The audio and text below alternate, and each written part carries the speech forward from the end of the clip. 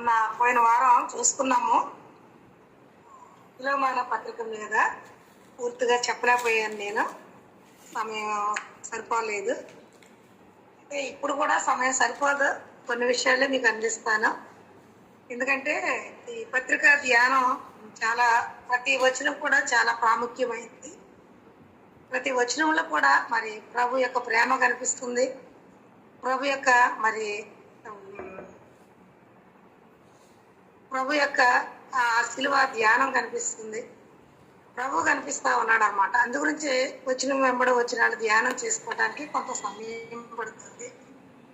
ఇక్కడ రాయబడిన మాట నేను మొదటి 3 వచనాలు కొంత మీకు వివరణ ఇచ్చాను. ఈ అపోస్తలుడైన పౌలు ఫిలోమోనుకి వ్రాస్తూ ఈ పత్రిక మొదటి 3 వచనాల్లో ఫిలోమోను గురించి, మా ప్రియుడని జతపనివాడని ఫిలోమోను గురించి అయితే ఒక సంగతి తెలియచేస్తూ ఆయనను చేర్చుకోవడానికి ఒక ఉత్తరం రాసి పంపిస్తూ ఒనేసిమును గురించి ఎలా చేర్చుకోవాలో ఆ సంగతి ఫిలోమోనుకి లెటర్ ద్వారా తెలియచేస్తూ మరి ఫిలోమోనుకి ఈ పత్రిక రాశాడు. నేను పోయిన వారం చాలా వివరణ ఇచ్చాను. జతపనివాడని, ప్రియుడని, అలాగే ఫిలోమోనుకి భార్యకి రాశాడు, అప్పియాకి, అలాగే తోటి యోధుడు అన్నాడు అర్కిప్పకు, అలాగే సంఘానికి కూడా రాస్తూ దేవుని నుండి, తండ్రి అయిన దేవుని నుండి, ప్రభు అయిన యేసుక్రీస్తు నుండి కృపా సమాధానం కలుగును కాకంటే 3 వర్షాల్లో రాదు. అయితే ఇప్పుడు 4 నుంచి 7 వచనాలు కొంత ధ్యానం చేద్దాం.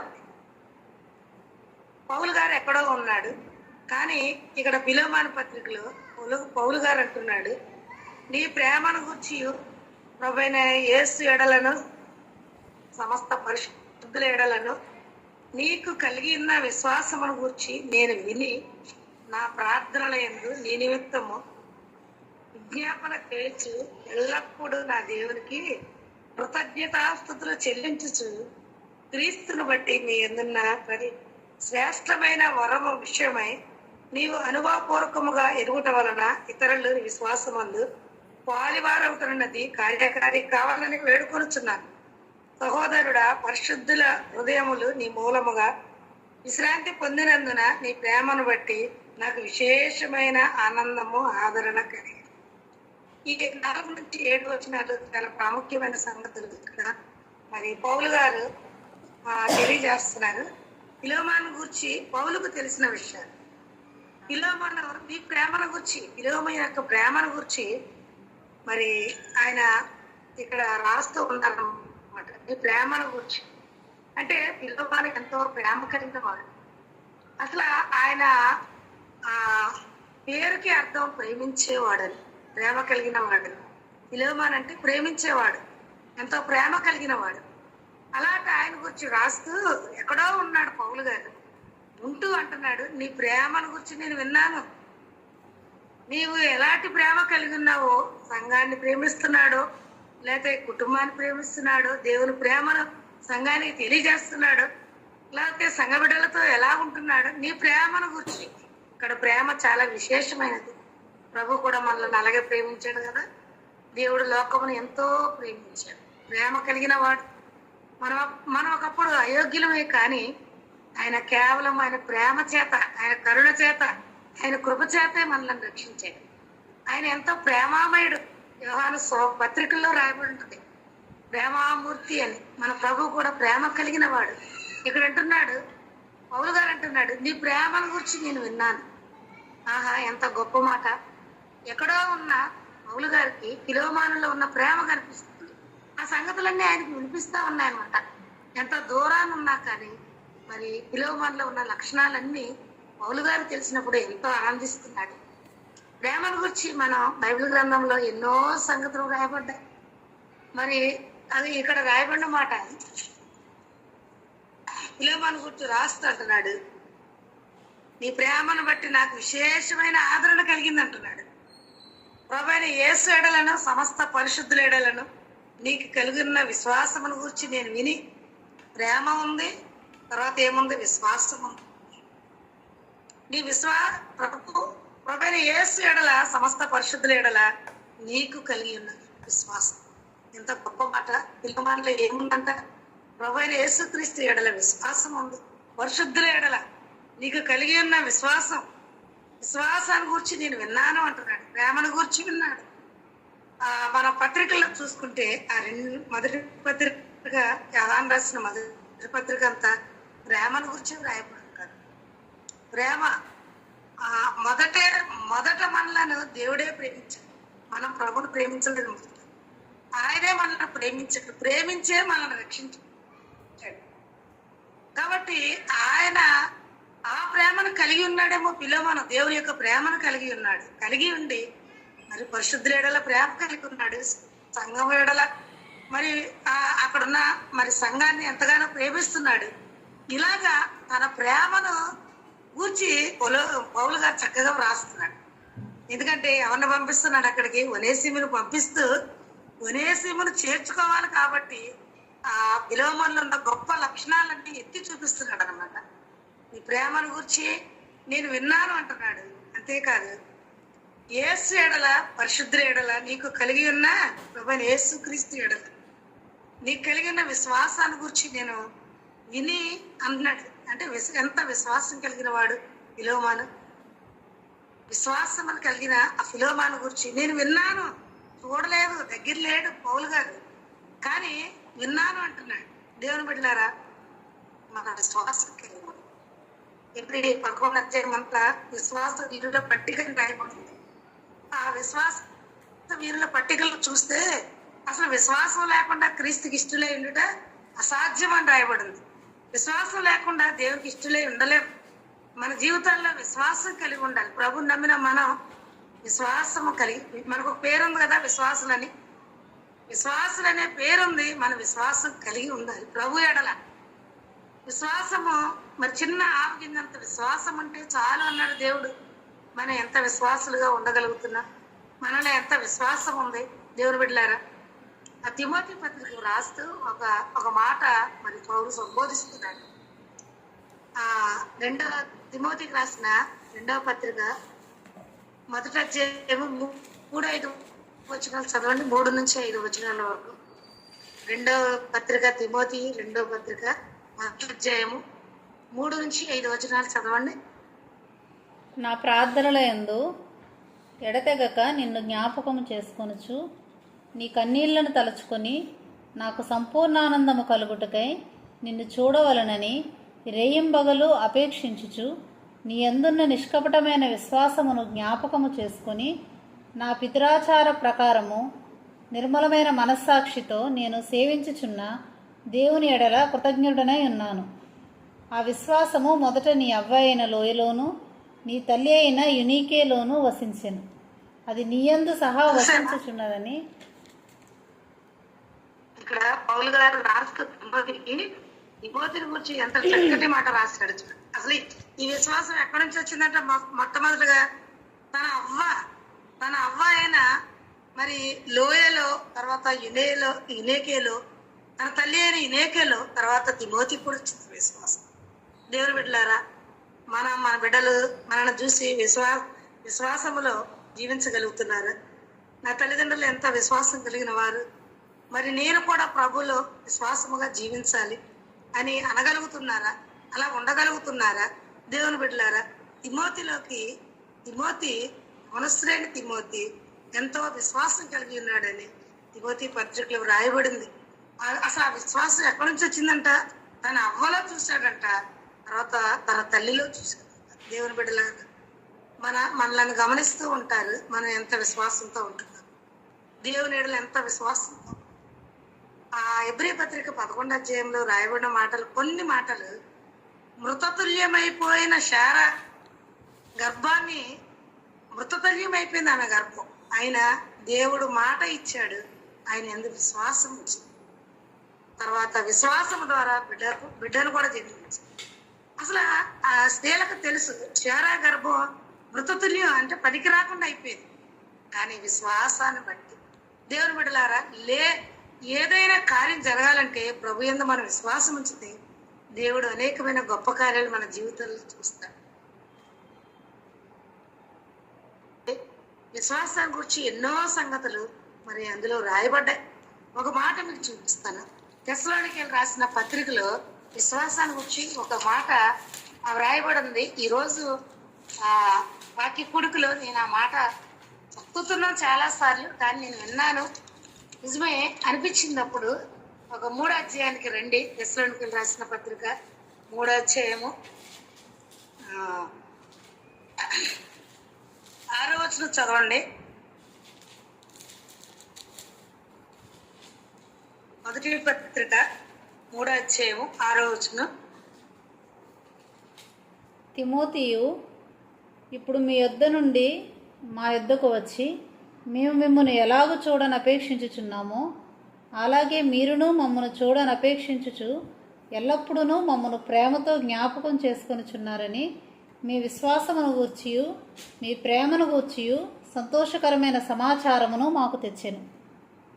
ఇక్కడ చూసారా, ఇక్కడ కూడా పౌలు గారే తెస్సలోనికే సంఘానికి పత్రిక రాస్తూ ఆయన అంటున్నాడు ఇక్కడ చక్కటి మాట. తిమోతి ఇప్పుడు మీ యొద్ద నుండి మా యొద్దకు వచ్చాడు. తిమోతి అక్కడ ఉన్నాడు, మా యొద్దకు వచ్చి నేను మిమ్మల్ని ఎలాగా చూడని అపేక్షించుచున్నాను. అసలు విశ్వాసులైన తెస్సలోనికీయుల సంఘంలో ఉన్న విశ్వాసులు ఎలా ఉండాలని నేను ఆలోచించుకుంటున్నాను, నేను అపేక్షిస్తున్నాను. అలాగే నేను ఎలాగో అపేక్షిస్తున్నాను ఇక్కడ రాయబడినమాట.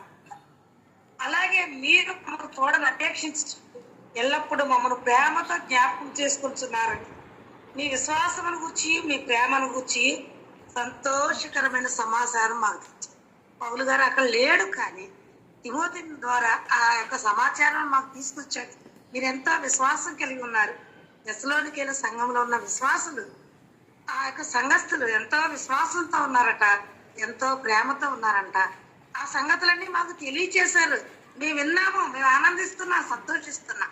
దేవుని బిడ్డలారా, సంఘ బిడ్డలు ఎక్కడున్నా ఏ స్థలంలో ఉన్నా వారు మంచి విశ్వాసములో ప్రభువులో జీవిస్తూ ఉంటే, ప్రభువు మీద ఆనుకొని ఉంటే, విశ్వాసులుగా జీవిస్తూ మరి దేవుని యందు విశ్వాసం కలిగి ఉంటే సేవకులకు ఎంతో ఆనందం. సేవకులకు ఆత్మీయంగా కన్న బిడ్డలు ప్రభువులో చక్కగా జీవిస్తున్నారంటే, అందుకే పౌలు అంటాడు కదా, నా ఆనందము నా కిరీటము మీరే అంటాడు. ఎవరిని సంఘాన్ని ఆ యొక్క సంఘాల్లో ఉన్న విశ్వాసులను చూసి. దేవుని బిడ్డలారా, సంఘ బిడ్డలు ఏ స్థలాల్లో ఉన్నా, ఎక్కడున్నా, ఎంత దూరాన్ని ఉన్నా మరి ప్రభువులో జీవిస్తూ విశ్వాసముగా జీవిస్తూ విశ్వాసంలో ఉంటే, నమ్మకంగా ఉంటే దేవుని సేవకు ఆనందిస్తారు. అలాగే పౌలు గారు కూడా నేనెంతో మీ ప్రేమను మీ విశ్వాసం చూసి నేను ఎంతో సంతోషిస్తున్నానంట. ఇక్కడ ఫిలోమోను గురించి కూడా అదే మాట రాయబడింది. నీ ప్రేమను గురించి, నీ విశ్వాసాన్ని గురించి, నీ కలిగిన విశ్వాసమును గురించి నేను విని ఏం చేస్తున్నాడట ఫిలోమోను గారు, నా ప్రార్థనలు యందు నీ నిమిత్తము జ్ఞాపన చేయొచ్చు. పౌలు గారు ఎక్కడున్నా ఖాళీగా కూర్చున్న కూడా కాదు. ఆయన కట్టబడిన సంఘాలన్నిటికీ పత్రికలు రాస్తూ ఆ సంఘాలన్నిటి కొరకు మరి ప్రార్థన చేస్తూ ఉండేవాడు. ప్రార్థన విజ్ఞాపనల చేత మరి జీవిస్తూ ఉండేవాడు. ఎందుకంటే అది బాధ్యత. దేవుని దాసుల యొక్క బాధ్యత ఏంటంటే సంఘాల గురించి, విశ్వాసాలను గురించి సమయం దొరికినప్పుడల్లా ప్రార్థన చేయటం, వారి యోగక్షేమాల కొరకు, వారి ఆత్మీయ స్థితి కొరకు, వారి కుటుంబాల కొరకు, వారి ఉన్నత స్థితి కొరకు, ఆత్మీయంగా వారు బాగుండాలని సేవకులు ఎప్పుడూ ఆరాటపడుతూ వారి కొరకు ప్రార్థన చేస్తూ విజ్ఞాపన చేస్తూ ఉంటారు. దేవుని బిడ్డలారా, ఇక్కడ పౌలు గారు కూడా అదే చేస్తున్నారు. నాకు ఎక్కడో ఉన్నా నీ సంగతులన్నీ నాకు వినపడుతున్నాయి. నువ్వు ఎంతో ప్రేమగా ఉన్నావని, ఎంతో విశ్వాసంతో ఉన్నావని నేను విని నా ప్రార్థనల యందు నీ నిమిత్తము విజ్ఞాపన చేస్తూ తిమోతి పత్రికలో రాస్తున్నాడు కదా, ఒక మాట రాస్తున్నాడు.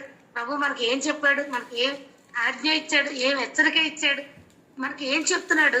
నేనే చదువుతాను చూడండి ఒక మాట. తిమోతికి రాసిన మొదటి పత్రిక చూడండి, ఒక మాట ఇక్కడ రాయబడింది. 2వ అధ్యాయము, మొదటి పత్రిక 2వ అధ్యాయము మొదటి 2 వచనాలు చదువుతాను. మనము సంపూర్ణ భక్తియు మాన్యత కలిగి నెమ్మదిగాను సుఖముగాను బ్రతుకు నిమిత్తము అన్నిటికంటే ముఖ్యముగా మనుషులందరి కొరకును, రాజుల కొరకును, అధికారుల కొరకును విజ్ఞాపనలు, ప్రార్థనలు, యాచనలు, కృతజ్ఞతాస్తుతులు చేయవలని హెచ్చరించుచున్నాను. ఇది హెచ్చరిక. పౌలు గారు ప్రార్థన చేస్తున్నాడు, విజ్ఞాపన చేస్తున్నాడు. విలోమాను గూర్చి సంగతులన్నీ విని ఈ దినాల్లో మనం కూడా ప్రభు మనకు ఒక హెచ్చరిక ఇస్తున్నాడు. ఈ దినాల్లో కొదువైపోయింది, సంఘాల్లో కొదువుగా ఉన్నది ఏంటంటే ప్రార్థన. భోజనం లేని లేమి లేదు, బట్టలు లేని లేమి లేదు, కానీ ప్రార్థన లేని లేమి సంఘాల్లో తాండవిస్తుంది. మోకరించి ప్రార్థన చేసే సమయం లేదు ఈ దినాల్లో. ఎంతో సమయాన్ని వ్యర్థం చేస్తున్నారు, కానీ యవనస్తులైతే సెల్ల ద్వారా సమయాన్ని వ్యర్థం చేస్తున్నారు. దేవుని బిడ్డలారా, ఆలోచన చేయండి. మనం ఎక్కువ సమయం ఉన్నప్పుడల్లా ప్రార్థన చేయాలి. ప్రభు మన హెచ్చరిస్తున్నాడు. ఇది మామూలుగా చెప్పుకుంటూ వెళ్ళిపోవటం లేదు, కానీ మరి పౌలు గారు మరి మనకే తెలియజేస్తున్నారు. ప్రభు చెప్తున్నాడు ఎలా చేయాలంట. రాజుల కొరకు, అధికారుల కొరకు విజ్ఞాపన, ప్రార్థనలు, యాచనలు, కృతజ్ఞతాస్తుతులు చేయవాలని హెచ్చరిస్తున్నారు. ఈ దినాల్లో హెచ్చరిక ఇది. ఈ రాత్రికాల సమయంలో ప్రభు మనతో మాట్లాడుతున్నాడు, మనందరినీ హెచ్చరిస్తున్నాడు. మన ప్రార్థనాపూర్వకంగా జీవించాలి. ఎందుకంటే లోక పరిస్థితి భయంకరంగా ఉంది. ఏ దినాన ఏం జరుగుతుందో తెలియదు. రాకడ దినాలు సమీపంగా ఉన్నాయి. దేవుని బిడ్డలారా, మన ఎక్కువగా ప్రార్థనలో గడపాలి. ఎంత ప్రార్థన చేయాలంటే మనకి ఎందరో మాదిరిగా ఉన్నారు. మనకు సమయం లేదు, కానీ బైబిల్ గ్రంథంలో మనకి ఎందరో మాదిరిగా ఉన్నారు. మన ప్రభువే మనకి మాదిరి. ఆయన పగలంతా బోధించేవారు, రాత్రంతా ప్రార్థించేవారు. ఆయన ఎంత ప్రార్థన చేసేవారంటే ఆయన చెమట రక్త బిందువుల వలె నేలను ఒలికిందని రాయబడదు. మనకుందా ప్రార్థన జీవితం? ప్రార్థన చేయగలుగుతున్నామా? ప్రార్థన పరలోక ద్వారాన్ని, పరలోక తలుపులను తెరిచేదాన్ని. ఒక బండ హృదయాన్ని మార్చేది ప్రార్థనే. దేవుని బిడ్డలారా, పౌలు గారు అంతటి ఆయనకే మరి ప్రార్థన చేస్తున్నాను అంటున్నాడు, విజ్ఞాపన చేస్తున్నాను అంటున్నాడు. మనం ఎంత ప్రార్థన చేయాలి? విశ్వాసులమైన మన ఇక్కడ గూగుల్ మీట్ లో ఉన్న బిడ్డలందరికీ నేను ఇచ్చే హెచ్చరిక ఏంటంటే, సమయం దొరికినప్పుడల్లా మీరు ఒక్క పావు గంట, 10 నిమిషాలు మీరు జాబ్లకి వెళ్ళిపోతూ ఉంటారు, కాలేజీలకి వెళ్ళిపోతూ ఉంటారు, మరి మీ పనుల్లో ఉద్యోగాలకు వెళ్ళిపోతూ ఉంటారు. కరెక్టే, కానీ 5 నిమిషాలైనా ప్రార్థన చేసుకొని మీ పనులను ప్రారంభించండి. అప్పుడు మీకు ఆశీర్వాదం. దేవుడు ఎంతో గొప్ప విశేషమైన సంగతి. ఇక్కడ ఈయన చెప్తూ, నా ప్రార్థనలు ఎందు నీ నిమిత్తం విజ్ఞాపన చేయొచ్చు ఎల్లప్పుడూ నా దేవునికి కృతజ్ఞతాస్తుతి చేసి. ఇక్కడ స్తుతి కనిపిస్తుంది. దేవుని బిడ్డలారా, పిలోమాను జీవితంలో ఈ పత్రిక రాస్తూ, పిలోమాని గురించి రాస్తూ, ఎల్లప్పుడూ నా దేవునికి ఎవరిని నిమిత్తము? పిలోమాని నిమిత్తము. పిలోమాన్లో ఉన్న లక్షణాలను బట్టి, మంచి లక్షణాలను బట్టి, మరి ఆయన ప్రార్థనా జీవితాన్ని బట్టి, ఆయనకున్న విశ్వాసాన్ని బట్టి, ఆయనకున్న ప్రేమను బట్టి, మరి నేను నా దేవునికి కృతజ్ఞతాస్తుతులు చెల్లిస్తాను. కృతజ్ఞతాస్తుతి. దేవుని బిడ్డలు స్తుతి చేయటం మర్చిపోకూడదు. స్తుతి చేయుట యథార్థవంతులకు శోభస్కరమని రాయబడింది. స్తుతి చెల్లించుట మంచిదని రాయబడింది. దేవుని బిడ్డలారా, 7 మార్లు స్తుతి చెల్లించాడు దావీదు మహారాజు. 7 మార్లు, 3 మార్లు ఉదయం, మధ్యాహ్నం, సాయంత్రం, రాత్రి ప్రార్థనలో ఉన్నాడు ఆయన. అటువంటి ప్రార్థనా జీవితాలు మనకున్నవా? ఇక్కడ కృతజ్ఞత, అసలు స్తుతి చెల్లించడం మనకు తెలుసా? చాలా మంది బిడ్డలకు స్తుతికి ప్రార్థనకు తేడా తెలియకోకుండా ఉన్నారు చాలా మంది. దేవుని బిడ్డలారా, మన స్తుతి చెల్లించ బద్దులమై ఉన్నాం. దేవునికి మొదటగా మనం లేచినమ్మటే మొట్టమొదట ఆయన చేసిన ఉపకారాన్ని బట్టి, ఏ ఉపకారం చేశాడు? నరకాగ్రికి వెళ్ళిపోవటానికి సిద్ధంగా ఉన్న మనల్ని ఎవరవాది నరకం మన కొరకు కాచుకొని ఉంది. మనలో ఏ యోగ్యత లేదు అంటాడు కదా ఎఫెసీ పత్రికలో. మన పాపముల చేత, అపరాధముల చేత చచ్చి పడి ఉన్నవారు. అటువంటి మనలను ఆ పరలోకం ముందున్న ఆ శరీరుల మధ్య పరిశుద్ధులను కొనియాడబడుతున్న ఆ ప్రియ ప్రభు నిన్ను నన్ను ప్రేమించి ఈ లోకానికి దిగి వచ్చాడు. ఆయన అంత మాత్రమే కాదు, ఏ పాపము లేదు. ఆయన పరిశుద్ధుడు, నిర్దోషి, నిష్కల్మషుడు, పాపముల్లో చేరక ప్రత్యేకంగా ఉన్న గొప్ప దేవుడు. అటువంటి ఆయన నీ కొరకు, నా కొరకు, మనం పొందాల్సిన శిక్షావతాన్ని భరించి ఆ కల్వరి వల్ల నీ కొరకు, నా కొరకు మరణించి సమాధి చేయబడి తిరిగి లేచి పునరుద్ధరణుడైన గొప్ప దేవుడైన అటువంటి ఆయనకు మనం ఉదయకాలం లేచినట్టే ముందుగా మన ప్రార్థనకు ముందు 4-5 మాటలు ఆయనను స్తుతించాలి. ఆయన చేసిన ఆ గొప్ప కార్యాన్ని బట్టి ఆయనను స్తుతించాలి. స్తుతి చేయటం ఎంతో మంచిది. నిత్యము ఆయనను స్తుతించాలి. అసలు మనం ఈ రోజు ఇలా సజీవంగా ఉన్నామంటే కేవలం ఆయన కృప. దాన్ని బట్టే స్తుతించాలి. ప్రతి దినము మనల్ని నూతనపరుస్తూ మనకు ఆయుష్కాలం ఇచ్చి మనలను మన కుటుంబాన్ని మన బిడ్డలు నడిపిస్తున్నాడంటే ఆయనకు స్తుతి చెల్లించాలి. మన జీవితంలో చేసిన మేలు బట్టి కృతజ్ఞతాస్తుతి చెల్లించాలి. చెల్లిస్తున్నామా మనం?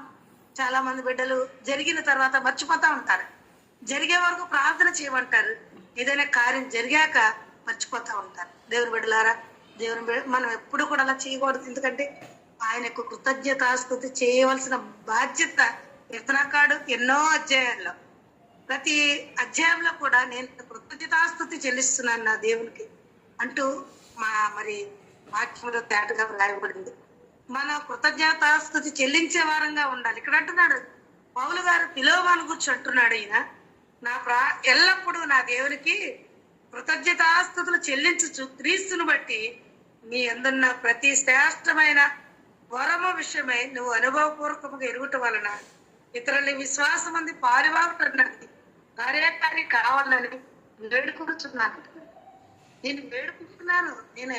నేను అదాప్తి చేయట్లేదు, కానీ నీకున్న విశ్వాసాన్ని బట్టి మరి అనేక మంది నీలో పాలివాగలుగుతున్నారు నీ విశ్వాసాన్ని చూసి. అందుని బట్టి మరి నేను నిన్ను వేడుకుంటున్నాను. ఎందుకంటే అనుభవపూర్వకంగా నీకున్న శ్రేష్టమైన వరాన్ని బట్టి నువ్వు అనుభవపూర్వకంగా ఎరుగుటను బట్టి ఇతరులు అనేక మంది నీ విశ్వాసం అందు పాలివారు అవుతున్నారు. అందు గురించే నేను నిన్ను వేడుకుంటున్నాను. సహోదరుడా, పరిశుద్ధుల హృదయములు నీ మూలముగా విశ్రాంతి పొందినందున నీ ప్రేమను బట్టి నాకు విశేషమైన ఆనందమును ఆదరణను. ఎంత గొప్ప మాటో ఈ మాట. 7వ వచనంలో రాయబడిన మాట. ఫిలోమోను గురించి అంటున్నాడు, సహోదరుడా, పరిశుద్ధుల హృదయములు నీ మూలంగా విశ్రాంతి పొందుతున్నాయి. ఫిలోమోనులో ఉన్న ఫిలోమోను ద్వారా అనేక మంది విశ్వాసులు, లేకపోతే సంఘస్థులు అనేక మంది ఫిలోమోను ద్వారా రక్షింపబడిన బిడ్డలు, వారి ద్వారా వారి హృదయాలు నీ మూలంగా, పరిశుద్ధుల హృదయాలు నీ మూలంగా విశ్రాంతి పొందుతున్నాయి. ఇది ఎంత గొప్ప మాట తెలుసా? ఎవరైనా మన బట్టి, మన యొక్క పరిశుద్ధతను బట్టి, లేదా మన బట్టి ఎవరైనా మరి విశ్రాంతి పొందుతున్నారా? ఆదరణ పొందుతున్నారా? నెమ్మది పొందుతున్నారా? ఎవరినైనా మన ప్రవర్తనను బట్టి ఎవరైనా మరి ఆదరించబడుతున్నారా? ఫిలోమోను బట్టి అక్కడ రాయబడిన మన పరిశుద్ధుల హృదయములు నీ మూలంగా విశ్రాంతి పొందినందున మరి విశ్రాంతి పొందుతున్నాయి. విశ్రాంతి పొందుతున్నారట అనేక మంది. ఎవరు బట్టి? ఫిలోమోను గారిని బట్టి. ఆయనను బట్టి పరిశుద్ధుల హృదయాలు అనేక మంది పరిశుద్ధులు నీ మూలంగా విశ్రాంతి పొందుతున్నారు. కాబట్టి నీ ప్రేమను బట్టి, నీ యొక్క ప్రేమను బట్టి నాకు విశేషమైన ఆదరణ, ఆనందము, ఆదరణ కలిగిందంట పౌరులకి. ఎంత చక్కగా రాసుకుంటే ఈ పత్రిక అంతా చాలా ఇది ధ్యానం చేస్తా ఉంటే ఎన్నో సంగతులు మనకు నేర్చుకోవటానికి, ఎన్నో సంగతులు దేవుడు మనకు బయలుపరుస్తూ ఉంటాడు. ఫిలోమోను యొక్క ప్రేమను బట్టి పౌలు గారు అంటాడు, నాకు విశేషమైన, కొంచెం కాదు, కొద్దిగా కాదు, విశేషమైన ఆనందం, ఆదరణ నాకు కలిగింది. ఎందుకంటే ఫిలోమోను పౌలు గారి చేతిలో రక్షింపబడిన ఆయన. ఆ రక్షింపబడిన ఆ ఫిలోమోను గారు ఎంత చక్కగా ఉన్నారు, ఆయన జీవితం ఎంత చక్కగా ఉన్నతంగా ఉంది అని నిన్ను బట్టి, నీ ప్రేమను బట్టి, నీ విశ్వాసాన్ని బట్టి, నిన్ను బట్టి, నీవు పరిశుద్ధులుగా చేస్తున్న కార్యాలను బట్టి నాకు విశేషమైన ఆనందం కలుగుతుంది. అంతే కదా, సేవకులకు ఆనందం ఎవరిని బట్టి? విశ్వాసాలను బట్టి ఆనందం కలుగుతుంది. వారి ఆత్మీయ జీవితాన్ని బట్టి ఆనందం కలుగుతుంది. వారు చెప్పే విశ్వాసులు, రక్షింపబడిన విశ్వాసులు వాక్య పరిచర్య చేస్తూ ఉంటే, లేకపోతే పరిచర్య చేస్తూ ఉంటే, లేకపోతే చక్కగా ఆరాధనలో మాట్లాడుతూ ఉంటే, ఇలా జీవిస్తూ ఉంటే సేవకులకు ఎంత ఆనందం. నా పిల్లలు ఇంత స్థితికి వచ్చారు, ఇంత ఉన్నతమైన స్థితిలో జీవిస్తున్నారని ఎంతో ఆనందం. వారు ఎక్కడున్నా, ఏ స్థలాల్లో ఉన్నా అంతే కదా. బిడ్డలు ఒక స్థితిలో ఉంటే వారిని బట్టి ఆనందమే సేవకులకు, అలాగే తల్లిదండ్రులకు కూడా ఆనందమే. ఇక్కడ పౌలు గారికి ఆనందం కలుగుతుందంట. అంతేకాదు, ఆదరణ కలుగుతుందంట, నెమ్మది కలుగుతుందంట. ఎంత సంతోషిస్తున్నాడు పౌలు గారు ఫిలోమోను బట్టి. దేవుని బిడ్డలారా, ఎవరైనా సంఘంలో రక్షణ బిడ్డలను బట్టి సేవకులకు దుఃఖం కలుగుతుందా? సేవకులకు వేదన కలుగుతుందా? అలాగ జీవిస్తున్నారా? రైతు చక్కగా ప్రభువులో జీవించండి, చక్కగా దేవుళ్ళలో జీవించండి. మీరు జీవిస్తే సేవకులకు ఆనందం, మీరు జీవిస్తే సేవకులకు నెమ్మది. ఇలాగూ పౌలు గారు ఈ 7 వచనాలు, ఈ 4 నుంచి 7 వచనాల్లో విలోమాను కూర్చున్న గొప్ప సంగతులు ఎత్తి చక్కగా వ్రాస్తూ ఉన్నారు. దేవుని బిడ్డలారా, ఆలోచన చేయండి. ఇంకా ప్రభుత్వమైతే వచ్చే వారం మిగిలిన విషయాలు 8 నుంచి అనేక విషయాలు, చాలా విషయాలు ఉన్నాయి. అసలు ఒనేసిము ఎవరు, అసలు ఎలాంటి వాడు, ఏం చేసి వెళ్ళిపోయాడు, మళ్ళా తిరిగి వస్తున్నాడు, ఈ సంగతులన్నీ ఎన్నో గంభీరమైన మాటలు ఒనేసిము గురించి పౌలు గారు రాస్తూ సంబోధిస్తూ ఉన్నాడు అనమాట. అసలు ఆ లెటర్ చదువుతూ ఉంటే ఫిలోమాను హృదయం ఎప్పుడో కరిగిపోయింది. కరిగిపోయి ఇక ఒనేసిమును అత్తుకోవాలని, ఒనేసిమును చేర్చుకోవాలని, ఒనేసిమును మీద ఎంతో ప్రేమ కలుగుతుంది. దేవుని బిడ్డలారా, అసలు ఇది ఇలా గూగుల్ మీట్లో కాకుండా డైరెక్ట్ గా ఎదురుగుంటా విశ్వాసాలు పెట్టుకొని నేను చాలాసార్లు మాట్లాడాను. ఇలా మాట్లాడుతూ ఉంటే ఎంత ఆనందమో, ఎంత సంతోషమో. అన్ని గంభీరమైన మాటలు ఫిలోమాను గురించి పౌలు గారు సంబోధిస్తారు. దేవుని బిడ్డలారా, ఈ 8వ వచనం నుంచి అయితే ఇంకా కొన్ని గంభీరమైన మాటలు. నేను వృద్ధుడను, ఖైదీని, ఇలాగా అంటే తన్ను తాను తగ్గించుకొని ఫిలోమాను హృదయం కరగాలని తను తాను తగ్గించుకుంటూ, ప్రతి విషయంలో తగ్గించుకుంటూ, ఎంత పౌలు గారు ఎలాంటి వాడు, ఎన్ని పత్రికలు రాస్తాడు, ఎంత గంభీరమైన వ్యక్తి, అలాంటి ఆయన ఎంత జ్ఞానం కలిగిన వాడు. ఆయన తన్ను తాను తగ్గించుకుంటూ ఈ 8వ వచనం నుంచి మరి ఫిలోమాను గారికి ఈ లెటర్ రాస్తున్నాడు. దేవుని బిడ్డలారా, ప్రభు చిత్రం అయితే మరి ఒక వారం 8వ వచనం నుంచి మరి ఫిలోమాను పత్రిక ధ్యానం చేద్దాం. ప్రభు ఈ మాటలు దీవించుకున్నారు.